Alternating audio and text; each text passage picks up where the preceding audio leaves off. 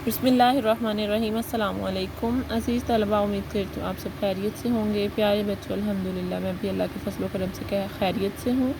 बेटा, आज हम सफ़ा नंबर 24 पर वर्कशीट नंबर 3 हफ़्ता नंबर 2 हल कर रहे हैं। हमारा आज का उन्वान है तस्वीरी तफ़हीम। प्यारे बच्चों, आपको एक तस्वीर का मंजर दिखाया जा रहा है। इस तस्वीर में मुख्तलिफ़ अफराद मुख्तलिफ़ काम कर रहे हैं। आप देख सकते हैं कि एक बच्चा मुसव्वरी कर रहा है, यानी फूल बना रहा है।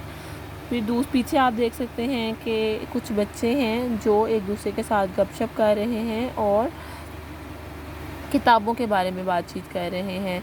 और इसके अलावा यहाँ पर भी कुछ बच्चे बैठे हुए हैं। एक मेज़ है, कुछ कुर्सियाँ हैं और फिर उन पर कुछ अफराद बैठे हैं और वो कुछ काम कर रहे हैं। यहाँ भी बेटा 2 अफराद हैं, 2 बच्चे हैं जो खेल रहे हैं, यानी इनके पास बॉक्सेस हैं 1 2 वाले और वो इनके साथ खेल रहे हैं और इर्द गिर्द इनके कुछ खिलौने भी पड़े हैं। इसके अलावा हम जब इर्द गिर्द का मंजर देखते हैं कि एक जमात का कमरा दिखाई देता है। यहाँ पर एक्टिविटीज़ के लिए, सरगर्मियों के लिए कुछ सामान मुहैया है और यहाँ एक दीवार पर एक दरख्त बना है और यहाँ शेप्स हैं, मुख्तलिफ़ अशकाल बनी हुई हैं। यहाँ एक रैक है जिसमें मुख्तलिफ़ किताबें पड़ी हैं। एक कूलर लगा हुआ है, यानी जिसे एसी भी कह सकते हैं आप, और एक साथ रोशनदान है, या आप इन्हीं दरवाज़ों का नाम भी दे सकते हैं। तो प्यारे बच्चों, आप देख सकते हैं कि इस तस्वीर में आपको क्या दिखाई दे रहा है। आप इस मंजर का मुशाहिदा करें और फिर दर्ज झैल सवालात के जवाबात तहरीर करें। सबसे पहला आपका सवाल है कि दरख्त की तस्वीर कहाँ बनी हुई है। तो बेटा, दरख्त की तस्वीर एक दीवार पर बनी हुई है। आपको नज़र आ रहा है ना, ये रास्ता है गुजरने का, तो ये एक दीवार है, तो दीवार पर एक तस्वीर बनी हुई है। तो हम इसका आंसर कैसे लिखेंगे? दरख्त की तस्वीर दीवार पर बनी हुई है। फिर मेज़ के गिर्द कितने लड़के और लड़कियां बैठे हैं। बेटा, ये भी एक लड़का है, ये भी एक लड़का है और ये दोनों लड़कियां हैं। तो हम क्या लिखेंगे कि मेज़ के गिर्द 2 लड़के और 2 लड़कियां बैठी हैं। मेज़ के गिर्द कितने लड़के और लड़कियां बैठे हैं?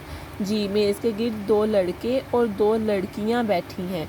लड़का ब्रश से क्या कर रहा है? अब ये ब्रश है ना और ये लड़का, तो ज़ाहिर बात है इसी की बात हो रही है कि ये लड़का ब्रश से क्या कर रहा है। बेटा, ये लड़का ब्रश से मुसव्वरी कर रहा है, फूल बनाने की कोशिश कर रहा है। इस तस्वीर का उन्वान लिखिए। अब हम इस तस्वीर का मुशाहिदा करते हैं तो हम इस तस्वीर का क्या उन्वान लिख सकते हैं? जमात का कमरा भी लिख सकते हैं, क्योंकि एक जमात का मंजर नज़र आ रहा है। उसके अलावा हम जमात का मंजर भी लिख सकते हैं। फिर तफरी का वक्त भी लिख सकते हैं, यानी ऐसा नहीं है कि इस कमरे में एक टीचर पढ़ा रहा है और बाकी सब सुन रहे हैं, यानी कि उस्ताद पढ़ा रहा है और तमाम तलबा जो हैं वो सुन रहे हैं, बल्कि यहाँ पर मुख्तलिफ़ बच्चे मुख्तलिफ़ काम कर रहे हैं। ये क्लास में एक उस्ताद भी आपको जैसे ग्रुप्स में तकसीम करके आपको काम दे देते हैं, कुछ टास्क दे देते हैं, ऐसा भी हो सकता है। और ये भी हो सकता है कि तफरी में तमाम बच्चे अपने अपने पसंदीदा काम कर रहे हों, तो आप इसे अपना पसंदीदा उन्वान दे दीजिए जो आपको बेहतर लगता है। जैसे इस तस्वीर का उन्वान लिखे, मैंने आपके सामने 3 उन्वानात लिखे, आपको इनमें से जो बेहतर लगता है या आप खुद से कोई नया उन्वान देना चाहें तो आप इसे वो भी दे सकते हैं।